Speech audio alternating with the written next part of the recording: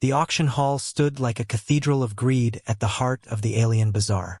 Its walls stretched high, glowing with strange lights that pulsed in rhythm with the noise of hundreds of voices. From the ground to the balconies above, every seat was filled with aliens from across the stars. Their scales, feathers, shells, and luminous eyes reflected the shine of the auction lamps.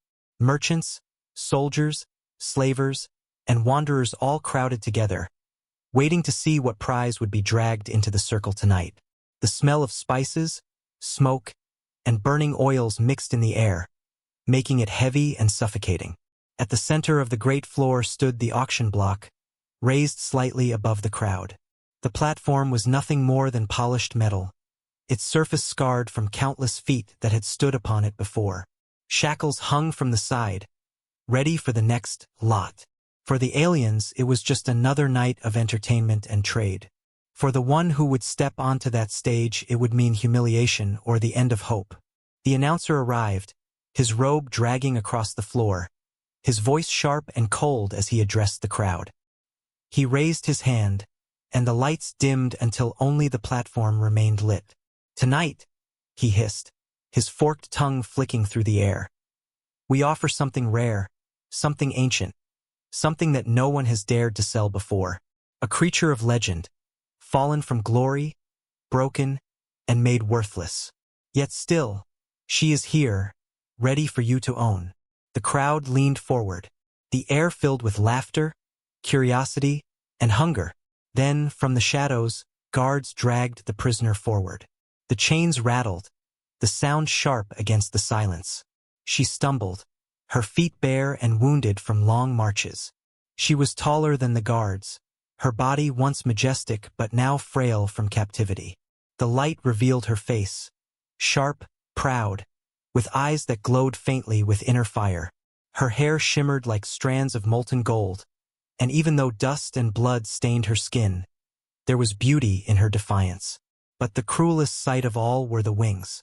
Once vast and shining with scales that could catch the sun, now they were clipped, shortened, the edges burned and scarred.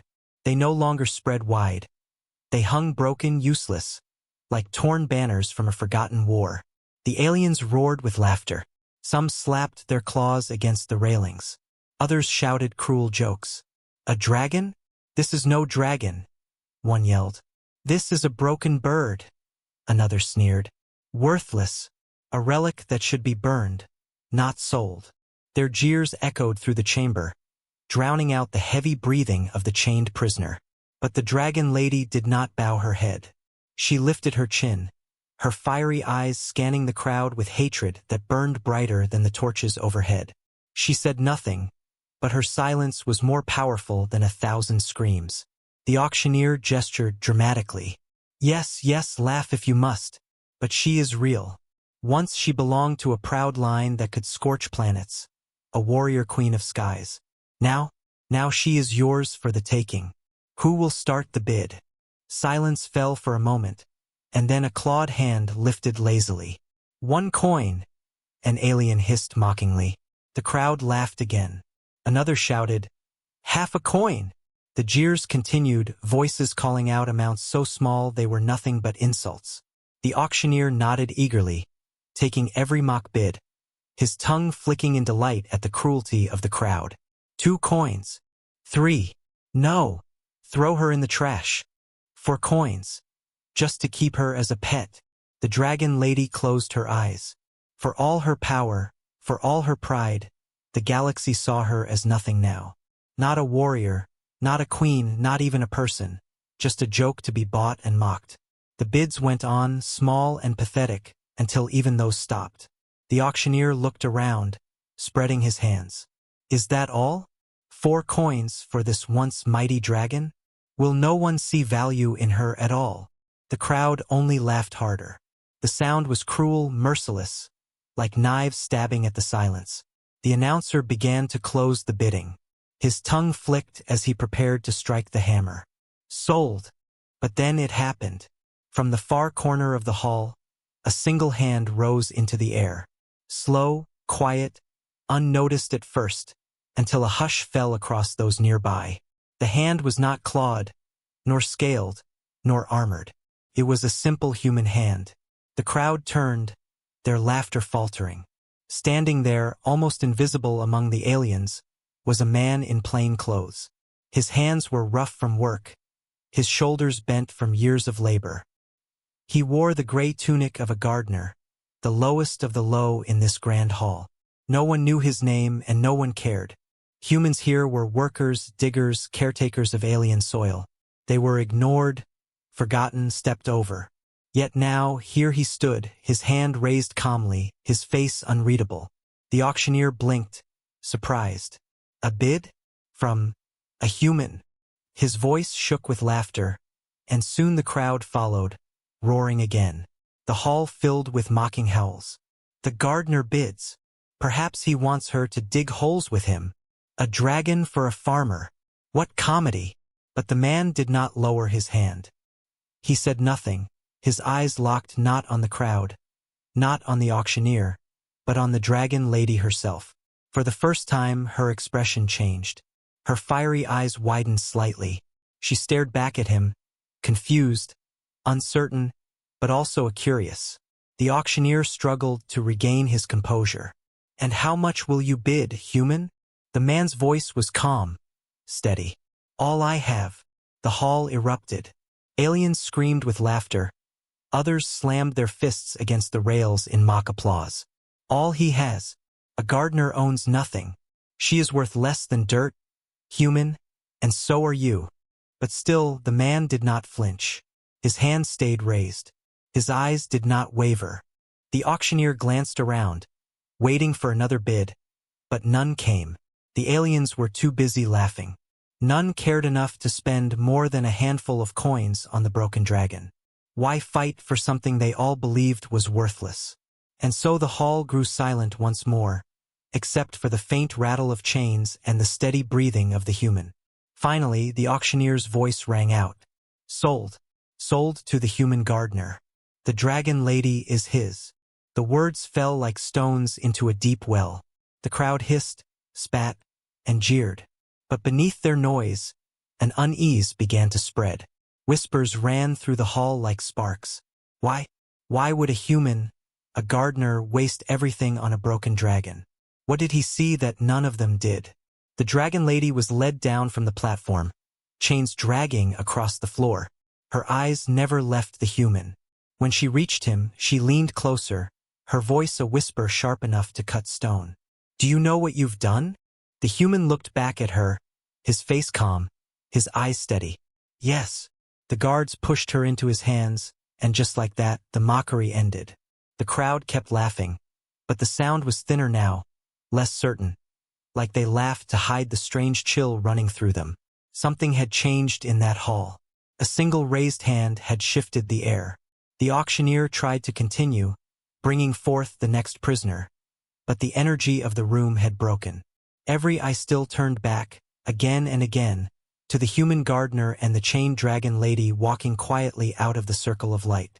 No one knew what would come next, but for the first time, the aliens felt a strange unease, as if a storm had begun far away, rolling toward them across the stars. And the dragon lady, for all her clipped wings and broken pride, felt a spark stir in her chest.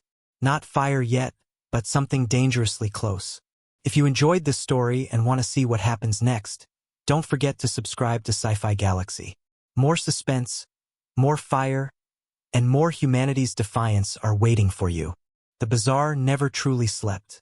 Even when the auction ended, its alleys were still alive with glowing lanterns, alien music, and the calls of merchants pushing goods no one on Earth had ever seen. Spices that shimmered like crushed stars, fabrics woven from the silk of creatures that floated in space, and weapons humming with strange energy. Everything could be bought for the right price. Through this chaos walked the human gardener and the chained dragon lady. The crowd parted for them, not out of respect, but to stare and mock. Some whispered cruel jokes, others spat on the ground. "A gardener with a dragon," they sneered. "He must be mad." But no one dared step too close.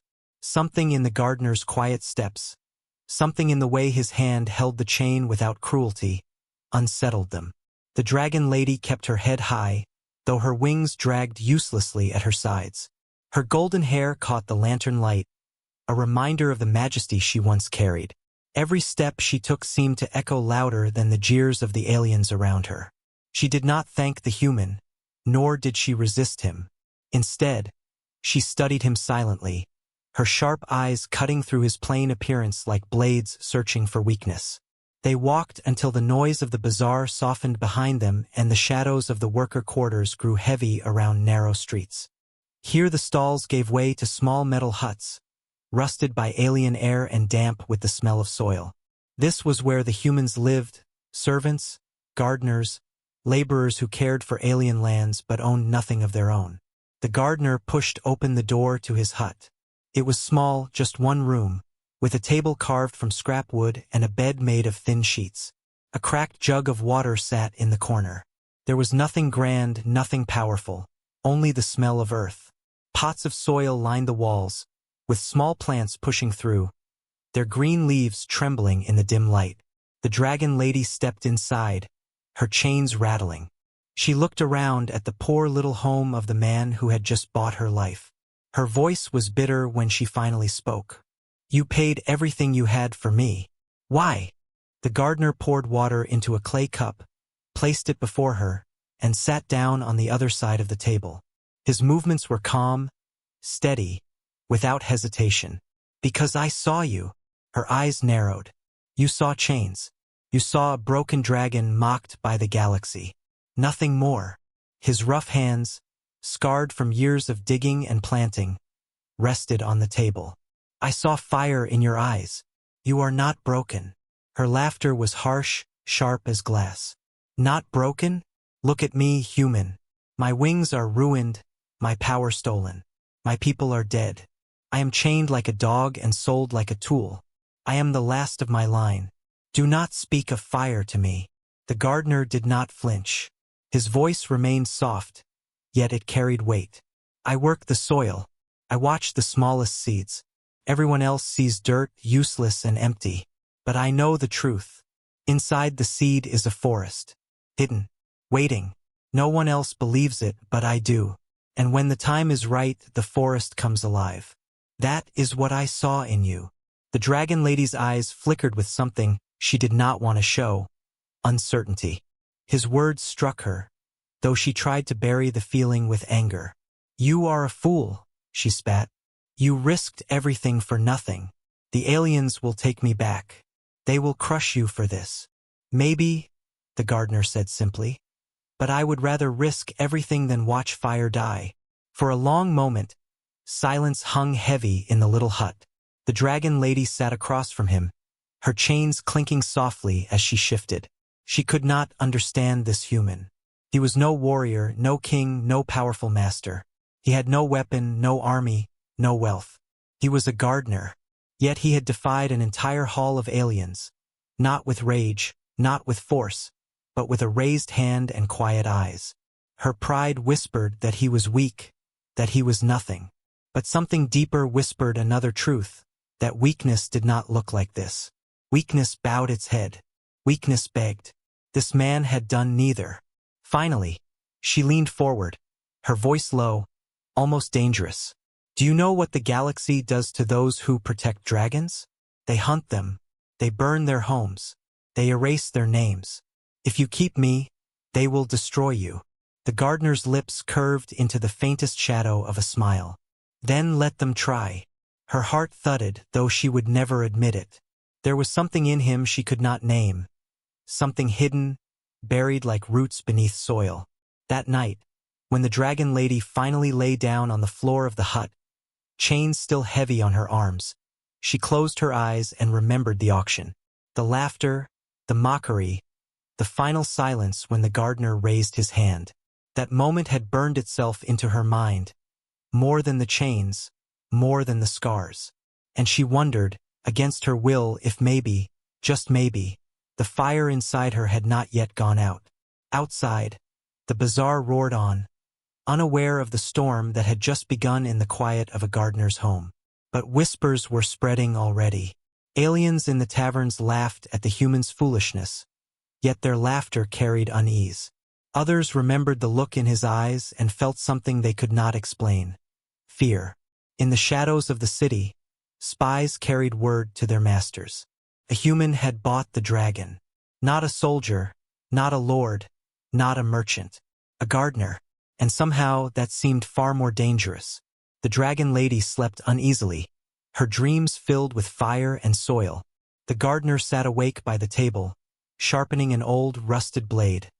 Not a weapon of war, but a tool for cutting roots. His eyes never left the door, as if he already knew the galaxy would not let them rest for long. The next morning, the city awoke to news that traveled faster than fire through dry grass. The human gardener had bought the dragon lady. At first, the story spread as a joke. Alien merchants laughed in the markets, shaking their heads in disbelief. Soldiers in the barracks roared with cruel amusement, mocking the gardener for wasting his life's savings. In the taverns, the story was told again and again, how a worthless man had bought a worthless relic. But the laughter did not last long, because in the shadows of their laughter, questions began to form. Why would a human do such a thing? What did he see in her that no one else saw? A gardener had nothing, no power, no wealth, no protection. For him to raise his hand against a hall filled with aliens took something else, something more dangerous than riches. And the galaxy feared what it could not understand. Inside his small hut, the gardener was silent as always. He rose with the first light, pouring water on the soil in his clay pots, pressing seeds into the dirt with steady hands. To him, nothing had changed, but in truth, everything had. The dragon lady watched him closely, her golden hair tangled, her wings dragging uselessly on the ground. She had not spoken much since the night before, but her eyes never left him. Finally, she broke the silence. They will come for me. They will not allow a human to keep what they believe belongs to them. The gardener did not look up from the soil. Then let them come. Her anger flared. Do you not understand? They will burn you alive. They will tear this place down and scatter the ashes. You are nothing to them. And yet you act as though you have power. He wiped his hands clean on a rag and finally met her gaze. His eyes were calm, but within them burned something steady, something unshakable. Soil is nothing until it grows. Fire is nothing until it spreads. A gardener is nothing until he plants the right seed. Her breath caught. There was meaning in his words, but it was hidden like a blade wrapped in cloth. She wanted to demand more, to rip the truth out of him, but a loud knock shook the door before she could speak again. The gardener stood slowly. He did not reach for a weapon. He simply walked to the door and opened it. On the other side stood 3 aliens, their scales glistening like oil, their eyes narrow with cruel delight. They were slavers, the same kind who had dragged her into the auction. Their leader grinned, his teeth sharp. Human, we have come to take back what you should never have touched. Hand over the dragon and you may live. The gardener said nothing. He did not move. His silence stretched so long that even the dragon lady, who sat chained in the corner, felt her heart pound. Finally, the gardener stepped aside, pointing to the dragon lady with one hand. If you can take her, she is yours. The slavers laughed, stepping inside the hut. But the laughter died quickly, because the moment they moved toward her, the dragon lady's chains rattled as she rose to her feet. Her eyes burned with fire. Not enough to scorch them, not yet, but enough to make them freeze. For the first time, the slavers saw not a broken relic, but the ghost of the queen she had once been. And then, before the slavers could strike, the gardener moved. He reached for the rusted blade he had sharpened the night before, not with haste, not with fear, but with calm precision. His hand struck once, twice, cutting the chains that bound the dragon lady's wrists. Metal clattered to the ground, and in the same instant, her roar filled the hut. It was not fire, it was not full strength, but it was enough. The sound shook the air, vibrating through the walls. The slavers stumbled back, their eyes wide, their bravado gone. The gardener stood at her side, blade in hand. He did not raise it to fight them. He simply stood there, silent, unyielding. And in that moment, the slavers realized what the crowd in the auction had refused to admit. This man was not afraid. Fear spread faster than laughter. The slavers backed out of the hut, muttering curses, promising they would return with more. But they did not strike that night. They left, their hearts unsettled, their minds filled with unease. The dragon lady looked down at the chains on the ground, then at the man who had freed her. Her voice was a whisper, trembling with something she hated to admit: respect. Why? The gardener answered simply: because chains kill the seed before it grows. That night, the city whispered again.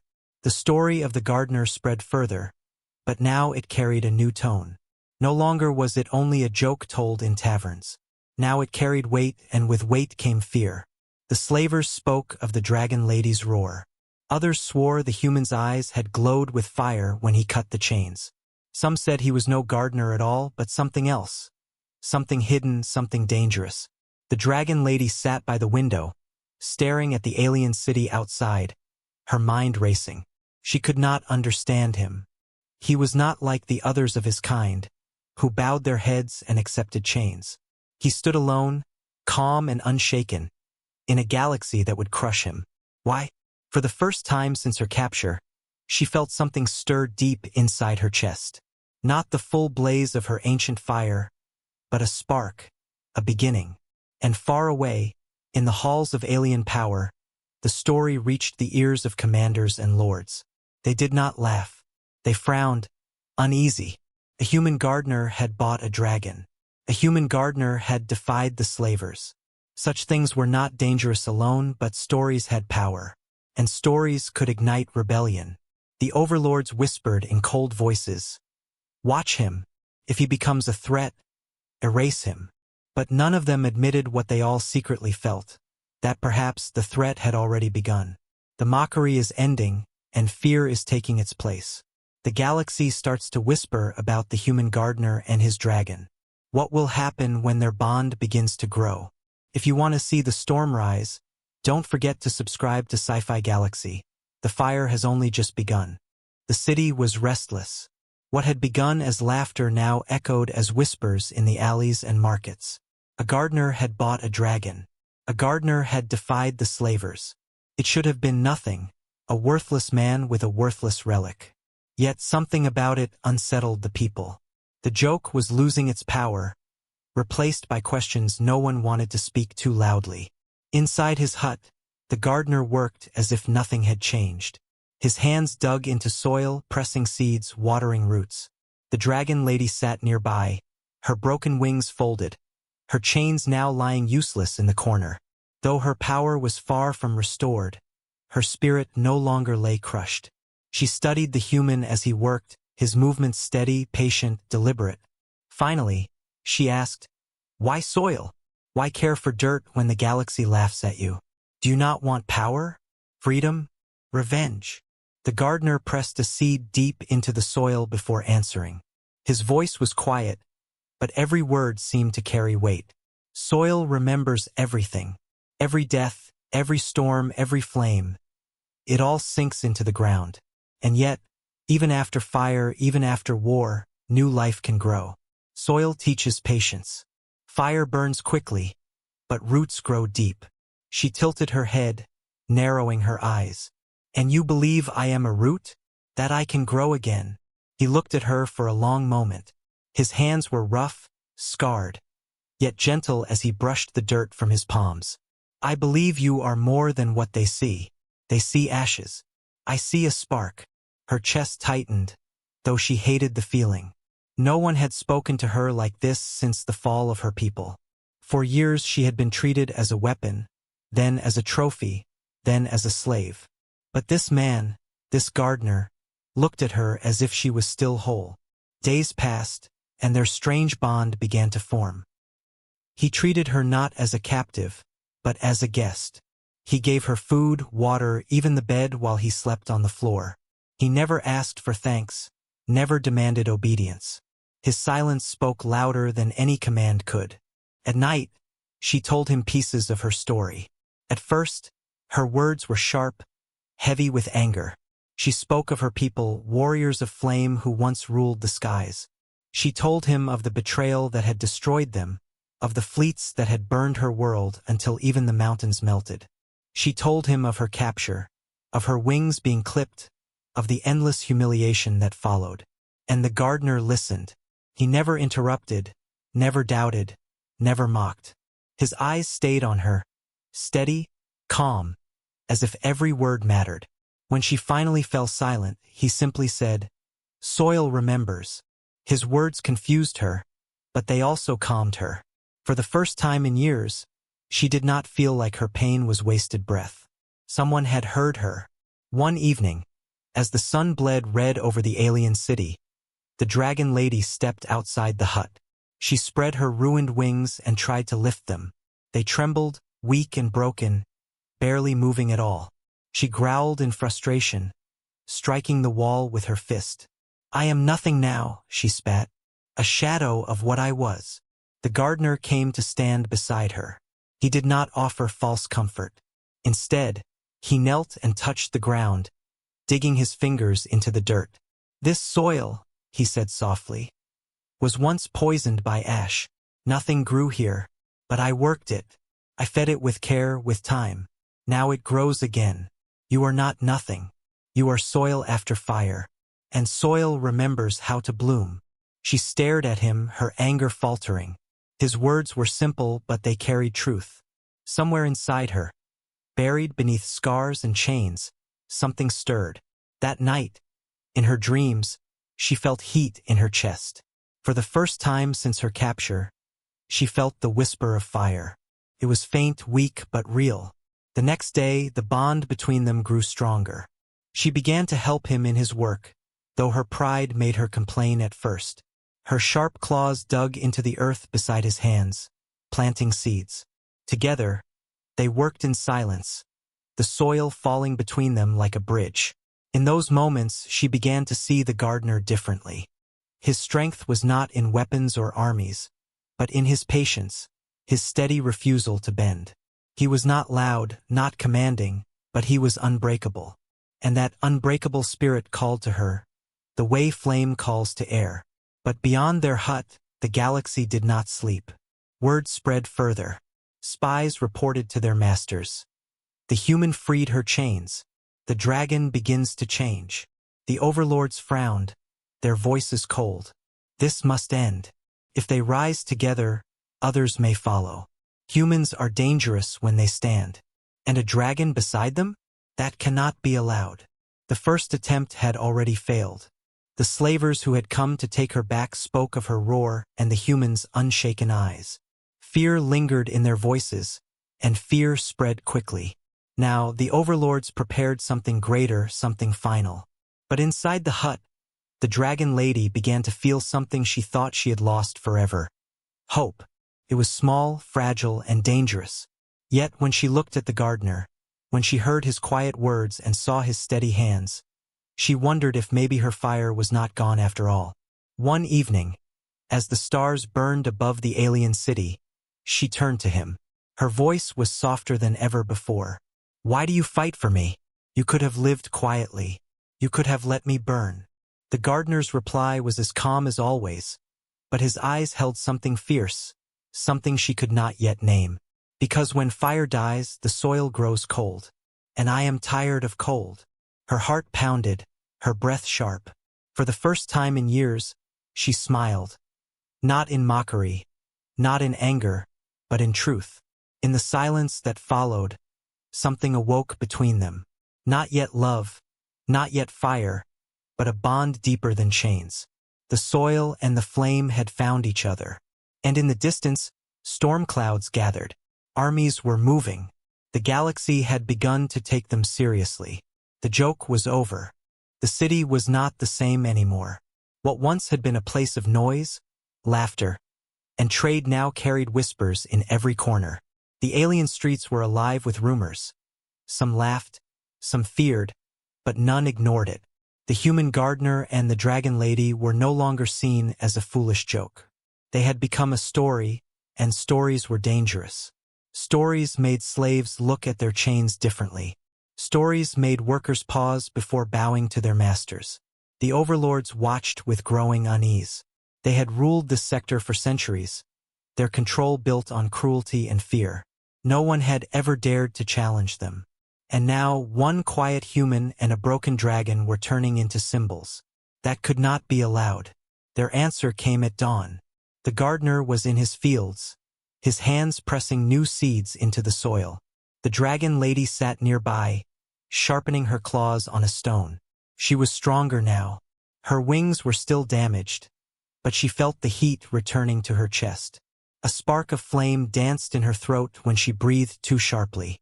She tried to hide it from him, but he already knew. He always knew. Then the sound came. A low, distant thunder. Not from the sky, but from engines. The dragon lady's eyes snapped to the horizon. Dust rose. Armored carriers rolled toward them, their black hulls shining under the red sun. Dozens of slavers marched beside them, their weapons glowing. And above, in the burning light, small fighter craft cut through the air like knives. "They're coming for us?" she growled, her claws digging into the earth. The gardener simply stood, wiping soil from his hands. His eyes never left the advancing army. He did not panic. He did not run. He walked to the dragon lady's side and said softly, "Soil remembers. Fire remembers. Today they will too." The ground trembled as the first carrier stopped at the edge of the field. Slavers poured out, sneering, their weapons aimed. One of them stepped forward, a captain with scars across his face. He spat on the soil, his voice loud and cruel. "Human, hand over the beast. She belongs to the market, not to you. You will not defy us again." The dragon lady's lips pulled back into a snarl. "Try to take me," she hissed, her chest rumbling with the sound of hidden flame. The gardener did not raise a weapon. He simply walked forward until he stood between the army and the dragon lady. His voice was calm, but it carried across the field. "She belongs to no one." The soldiers laughed. Their captain raised his hand. "Kill him. Take her alive." The order was given. The line of soldiers aimed their rifles. The hum of charged energy filled the air. And then it happened. The ground shook. Not from the carriers, not from the engines, but from beneath. The soil itself seemed to rise. The seeds the gardener had planted, the roots he had nurtured, surged upward as if called by something greater. Vines exploded from the earth, wrapping around the legs of the soldiers, crushing weapons from their hands. The soldiers screamed, firing wildly, but the roots moved like living serpents, pulling them down. At the same time, the dragon lady felt fire surge in her chest. Her roar split the air, and with it came flame. It was not the full firestorm of her ancestors, but it was enough. A river of fire swept across the field, striking carriers and melting armor. The overlord's army staggered back in shock. The joke they had once laughed at was burning their soldiers alive.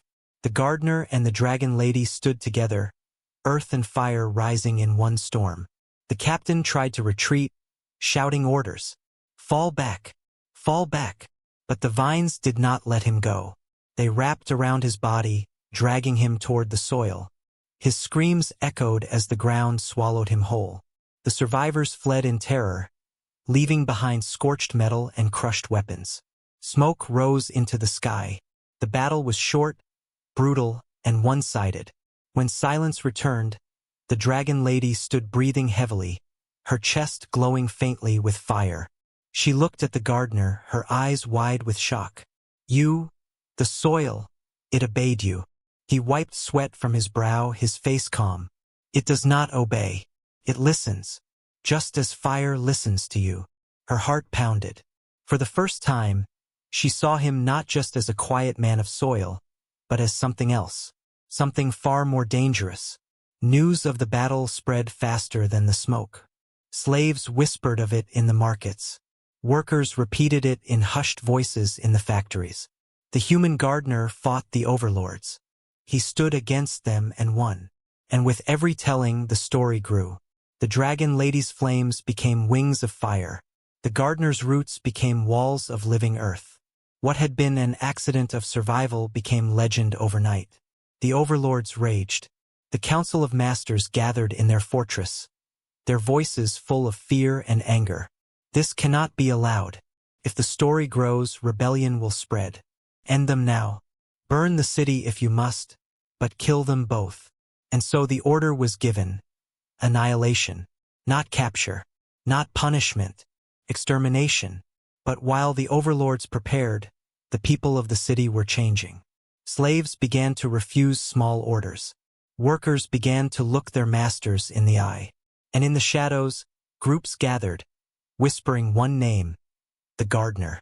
To them, he was not just a man of soil anymore. He was proof that defiance was possible. Back in the hut, the dragon lady looked out at the stars. She could feel it, the storm was coming. Armies, fleets, fire, and blood. But for the first time in her broken life, she did not fear it.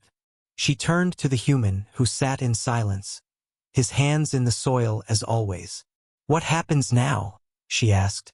The gardener lifted his head, his eyes reflecting the firelight. His voice was calm, steady, but fierce. "Now rebellion grows." The words hung in the air like prophecy.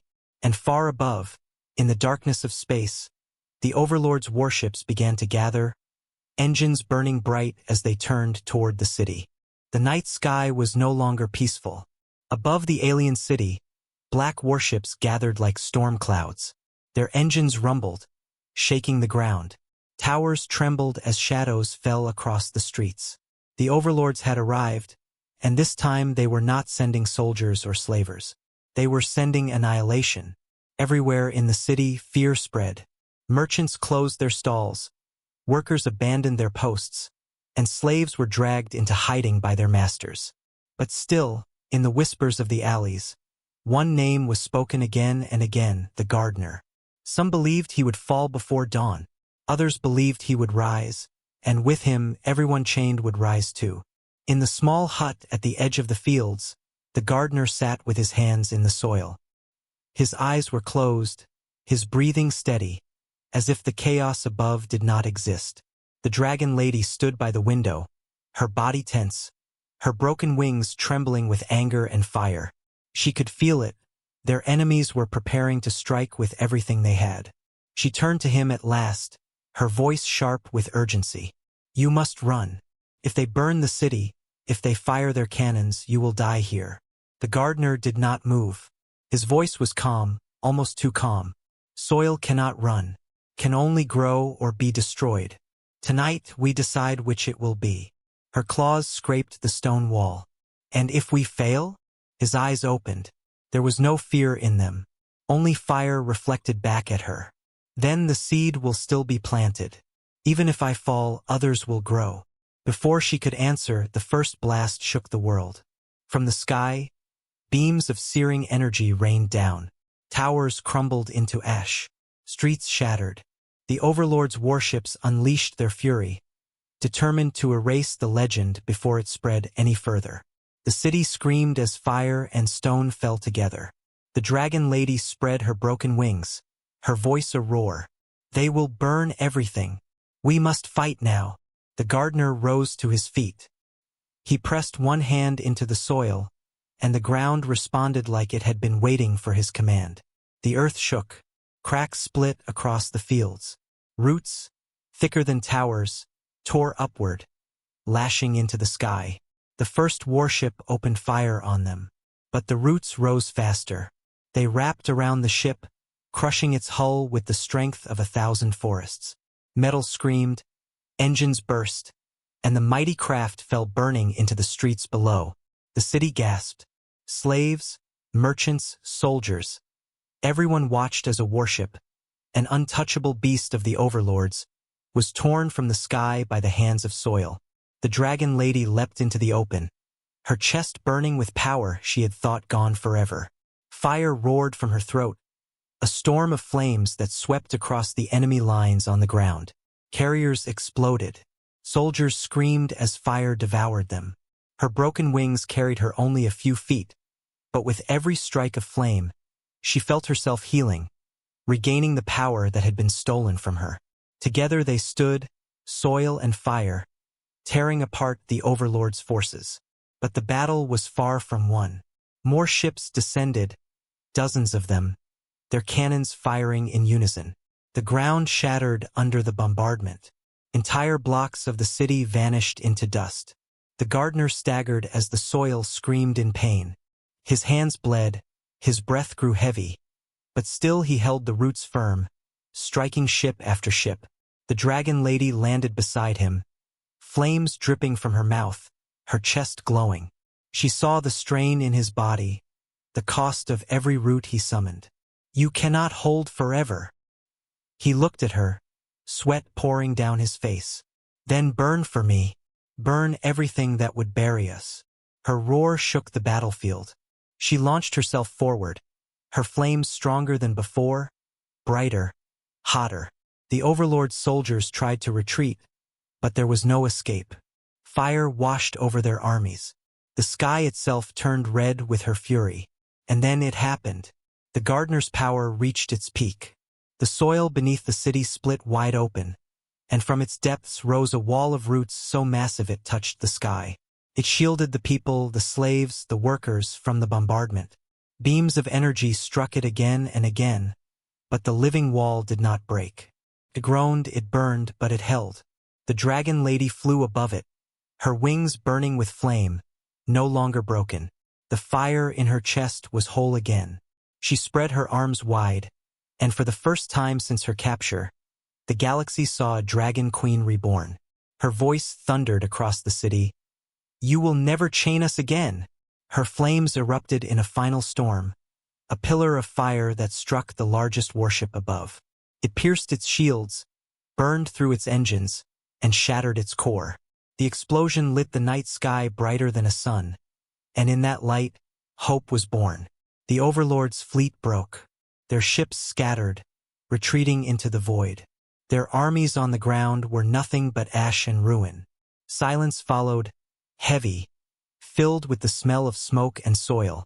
The city stared at the two figures who had done the impossible, the quiet human gardener, and the dragon lady who burned brighter than fire itself. The dragon lady landed beside him, her wings strong again, her eyes fierce with new fire. She looked at him, her voice trembling with awe. "You are no gardener. What are you?" He met her gaze, his face tired but unbroken. His answer was simple. "A seed." The words carried weight, more than prophecy, more than truth. The people who heard them began to rise, their chains forgotten. The rebellion was no longer whispers. It had become fire. Far away, in their dark fortress, the Overlords watched in silence. For the first time in centuries, they felt fear. The legend of the gardener and the dragon lady could not be erased now. It had taken root, and nothing in the galaxy could stop it from growing. High voltage, the Overlords have been broken, but the war is not over. The gardener and dragon lady stand victorious, yet the galaxy's chains still remain. Will their fire spread to every world? Don't forget to subscribe to Sci-Fi Galaxy, because the real rebellion is only beginning.